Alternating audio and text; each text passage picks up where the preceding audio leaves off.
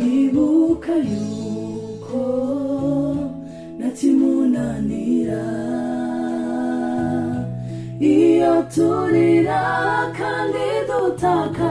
burya aratwumva ibikugoye byose bimuhe imbaraga no kunesha ni ubifite mutabazi wanjye mwami Yesu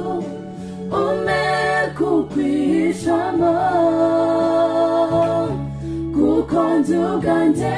ntacyo nakora tutari kumwe mutabazi wanjye mwami Yesu unyongere